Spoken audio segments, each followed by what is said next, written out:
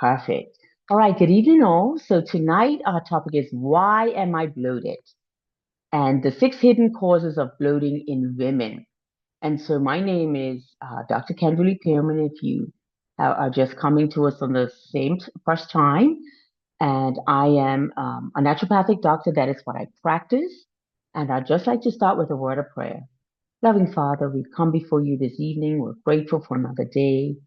And God, is your desire for us to be well and for us to be healthy and for us to live normal lives and our best lives to God. So as we talk about this subject, we pray for your guidance and your blessing. And I pray that each woman will um, see what it is that we need to do, God, so that we can have nice, flat um, stomachs and not be, or abdomens, I should say, and not be bloated, so that we can find what the cause is, so that we can mitigate it and that we can be healthy. So we thank you for this opportunity to share in Jesus' name. Amen. Okay, so let's talk about this. So first, we're going to talk about what is bloating and why it's not normal. And then the six causes of bloating, and then we're going to look at holistic wellness. And we do this because that's the program that I run. We'll go back to the RBTI testing and analysis, and then we'll talk about what's coming, and then any questions and answers that we can do. All right, so what is bloating? Well, it's that state of abdominal fullness and pressure or swelling that may occur after eating or at other times throughout the day. So yes, Yvonne, you said about you can't close your pants or bring that waist together. And Sue, you talked about that bloating that makes it difficult for you to breathe. And so, do you see yourself here? Your pants are tight. You look pregnant.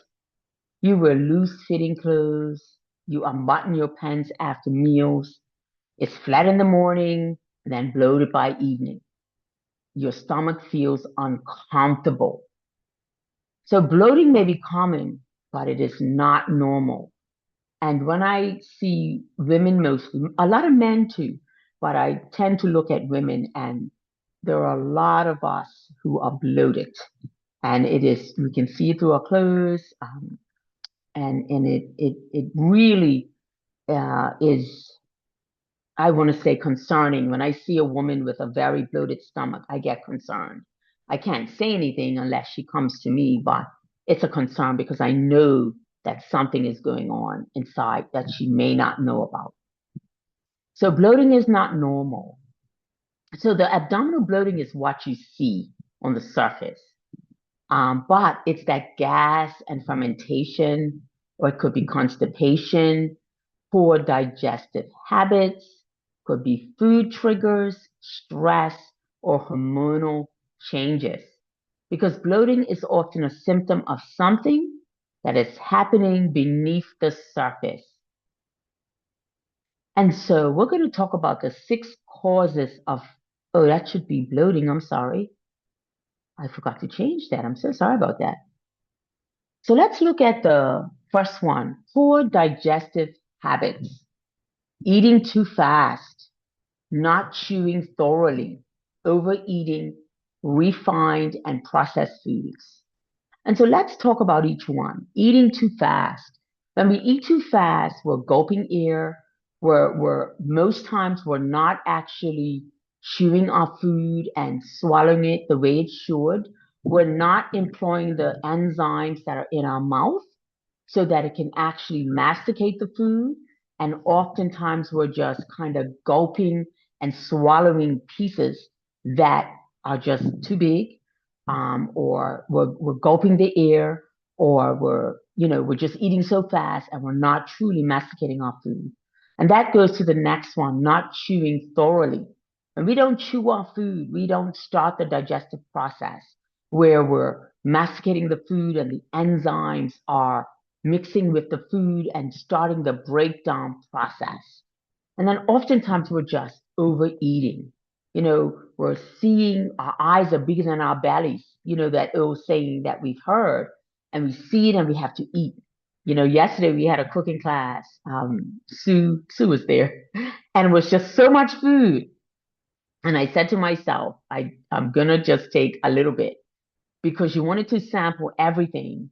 But because I hadn't eaten in 2 weeks, the tendency is to you want to eat, right? But I knew that couldn't eat too much. And so, you have to look at it and say, are we overeating? And a lot of times we're eating too much or we're combining our foods. And that's another thing I didn't have on this slide, but I'll speak to it now. We're combining foods that don't go together. For example, having watermelon for dessert after you've eaten a meal of carbs and proteins. Now you're eating watermelon behind it. That becomes fermented, right? Because watermelon takes 15 to 20 minutes to digest, but it's on top of food that takes hours to digest. And so now you're putting something on top. It cannot digest properly so that it ferments in our system. And then oftentimes we put fruit with our vegetables and the fermentation happens. Or we don't combine our fruits properly. We may have bananas with watermelon and they don't go together. And so fermentation happens. And then there's the refined and the processed foods. For one thing, our bodies don't know what to do with this food. It doesn't know what to do with refined and processed foods because they're not foods, they're non foods. And so when we consume potato chips and these cookies and all of these desserts that don't resemble any type of food. And when I say food, I'm talking about the five food groups. I'm talking about fruit and vegetables and nuts and seeds, legumes and grains. And so when we're eating these foods that are not really created by God for us to eat, guess what happens? Our bodies don't know what to do with it. So it kind of pushes it through our system, but our body really can't digest it because it's not organic matter. Our bodies don't know what to do with inorganic matter. So digestion is affected not only by what you eat, but also by how you eat. Okay. Then there are the food triggers. These are food sensitivities. We don't really recognize how we oftentimes become with allergic reactions to certain foods, or we get food sensitivities. And whenever you have a food sensitivity, you can almost guarantee that you have a problem with your gut and your body is actually um, sending help to try to deal with something that is now becoming antagonistic to your gut. For example, I used to couldn't eat pineapple for a little bit. Love pineapple, couldn't eat it for a little bit. Every time I ate it, my mouth would break out and I wasn't allergic to it, but I was having a sensitivity to it because pineapple it's I'm not sure if you know this, but it's like if you put pineapple on like meat, it'll start to tenderize that meat and cook it because of the acids in the pineapple. It's a natural I can't remember what they call it, but it breaks down food quickly. And so I had a sensitivity to pineapple. However, I can eat it fine now. And we may have sensitivities to, or even allergic reactions to corn and wheat and just different foods. Then there's the artificial sweeteners that, chewing gum, for example, has aspartame in it. That's an artificial sweetener. It's a synthetic. And so we take in these substances, we don't necessarily look at the ingredients on the back, and then we wonder why we have some type of trigger or sensitivity. Then it's the artificial colors and dyes. These are like the red dyes. You think of Skittles and M&Ms. I used to love to eat them. I don't eat them anymore. But the dyes in the food, and then the yellow, and then the blues, all of these artificial colors and dyes, they're made from insects in some cases, like the maraschino cherries. That red is from insects, that they get the red from insects, and that's how the maraschino cherries get the red color. Okay. And then you're eating these things and wondering, why do I have sensitivity? And you probably don't know why, because you're eating different foods and you don't know which one has caused you to have a reaction. And then there's certain ingredients may also contribute to bloating. Certain foods some people have wheat allergies and corn allergies. And 9 times out of 10, you're allergic to the genetically modified organism. You could be allergic to the pesticide that they've actually used for the food because they're messing with our food supply so much these days. And then there's gas and fermentation. And this one is the gas producing foods. So it's carbonated beverages.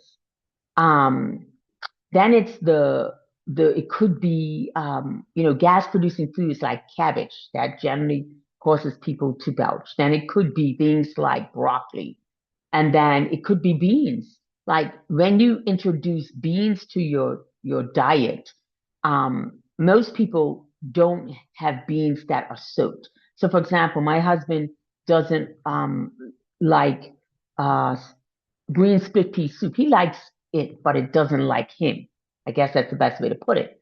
Now, when I make it, I soak those split peas overnight. She's not impacted by the gas anymore. But generally speaking, if you don't soak your legumes and your grains, and even your rices, you've got this thing, substance in them called phytic acid. And if you don't get rid of that, now you're cooking those beans and the gas is staying right in that soup or the chili or whatever you're making, and you're not rinsing it off and you're taking that in, and that can also cause you to have gas and fermentation. Then it's the changes in the gut environment. If you suddenly decide you want to go into a plant-based diet when you've been eating animal flesh and eggs and dairy, then what happens is your microbiome of your gut now needs to switch over so that it can be happy with these beans and these legumes that you're now introducing into your gut. Okay, so that's a change in the gut environment. But then it's also the excess gas buildup.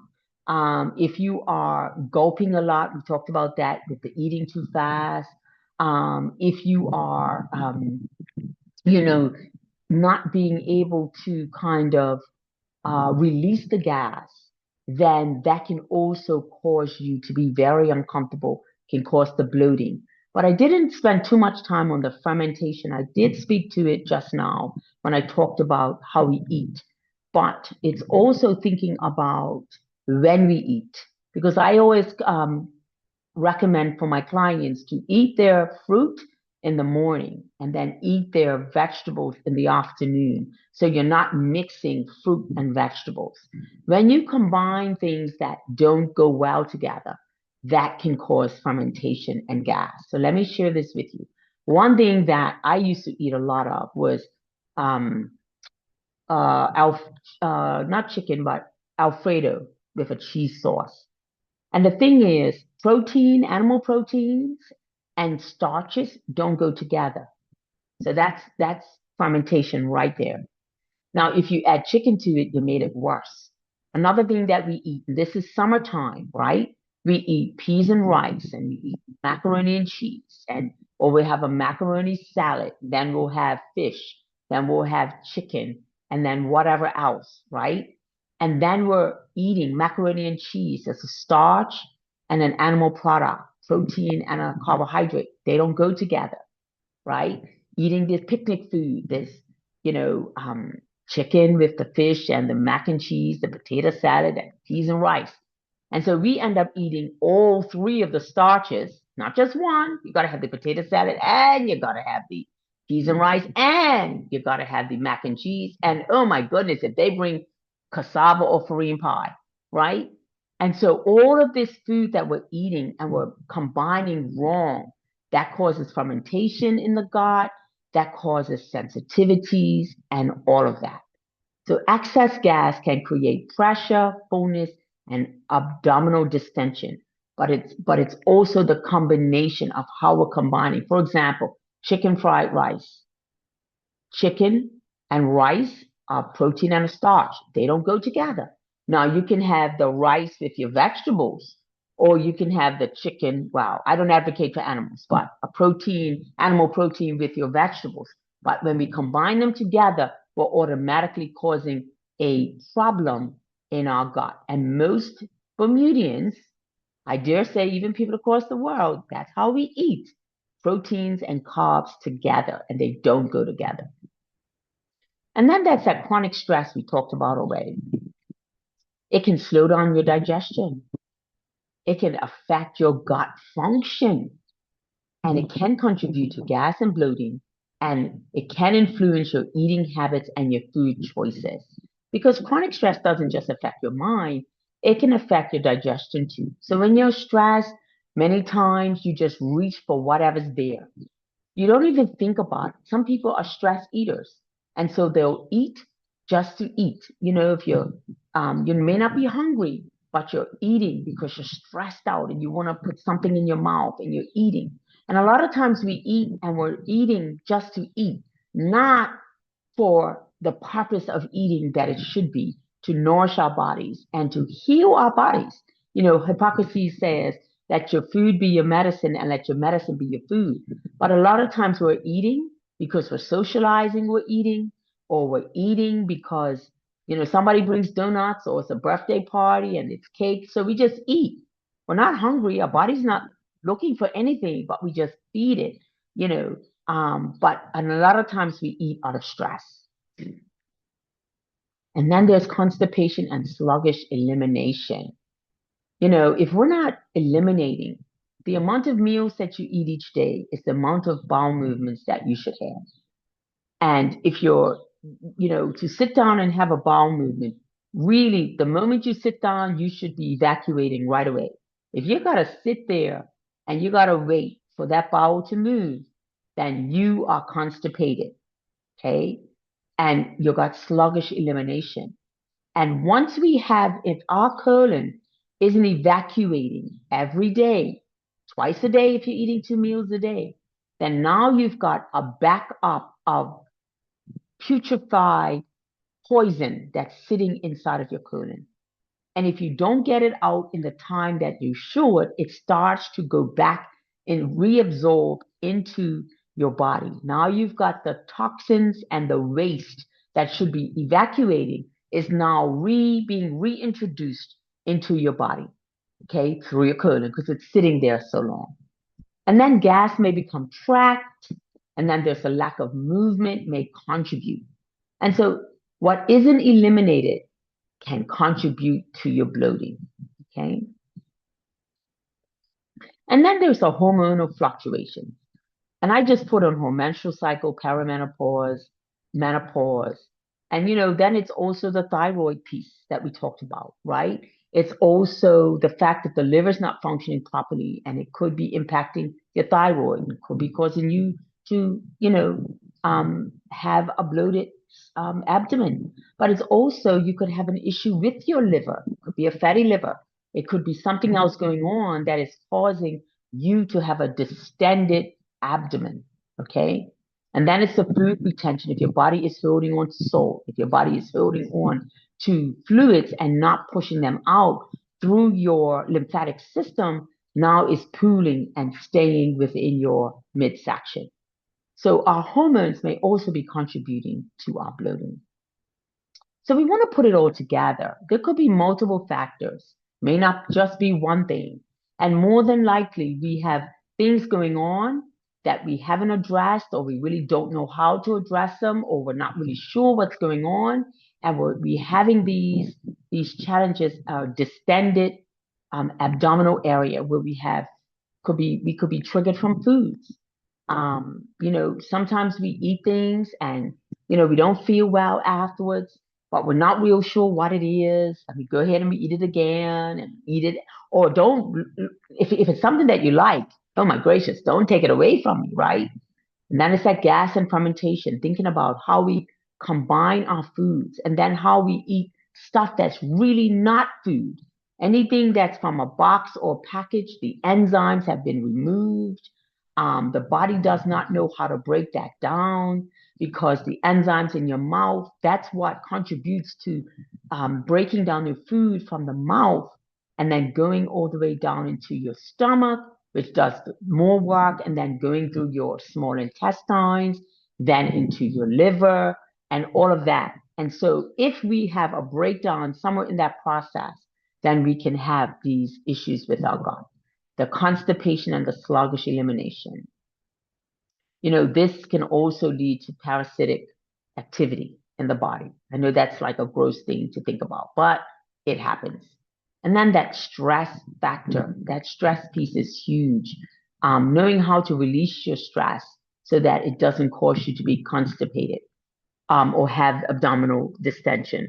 Then it's the hormonal fluctuations we just talked about, thinking about, some of us already gone past the menopause and the perimenopause, but then it could be those other hormonal things like the thyroid and could be even the pancreas and the hormone that comes from there. And then it's the poor digestive habits that we talked about first. It's the not chewing the food properly and eating too fast and or eating on the run or just not thinking about, what we're really putting in our mouth.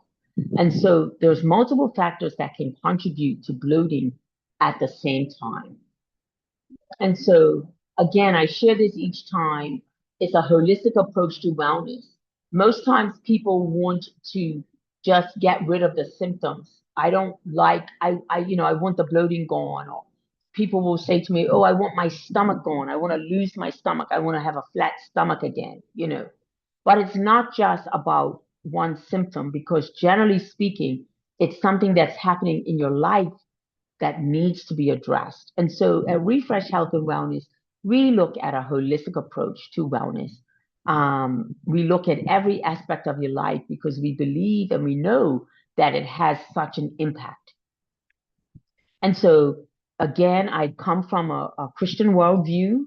I do a whole person approach to health and wellness using the 8 fundamental pillars of health: relationship with God, eating healthy, and I say whole plant foods, fresh air, rest, exercise, sunlight, self control, and hydration.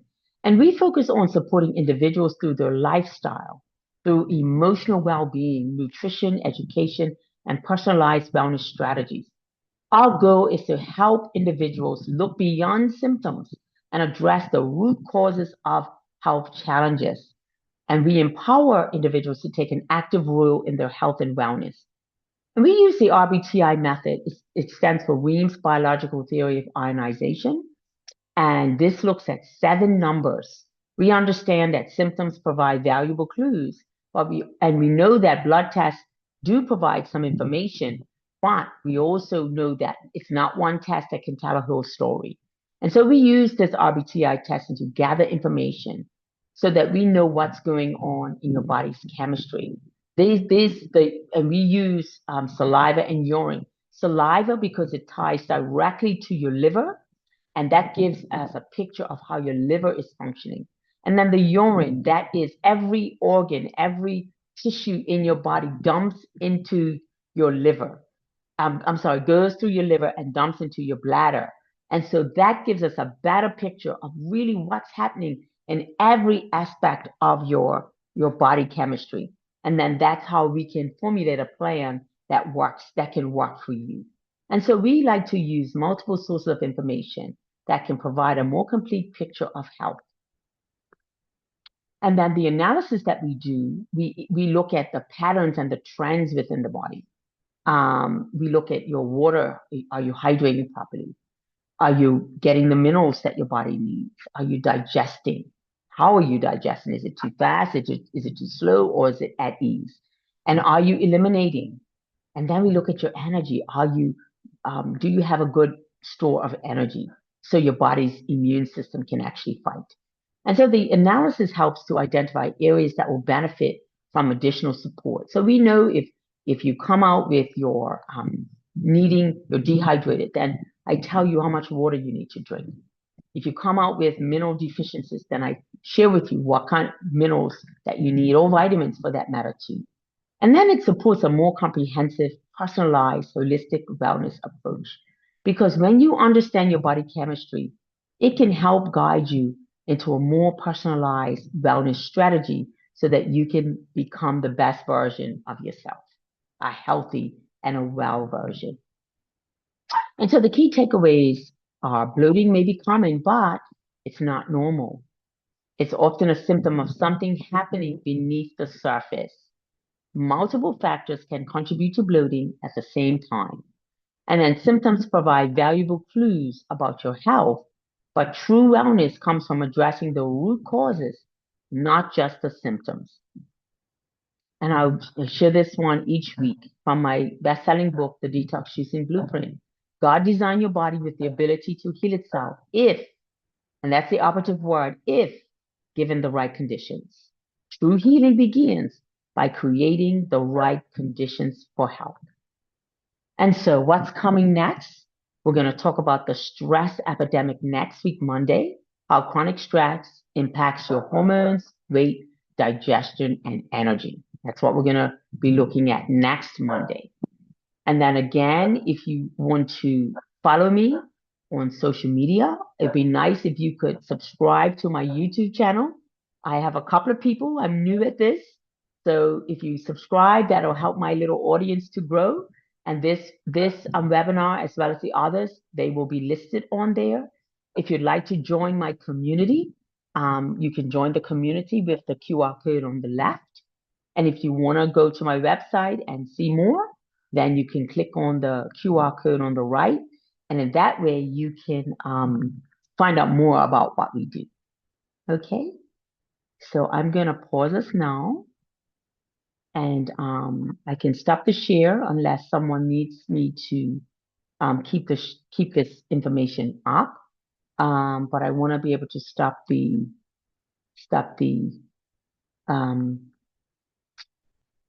recording.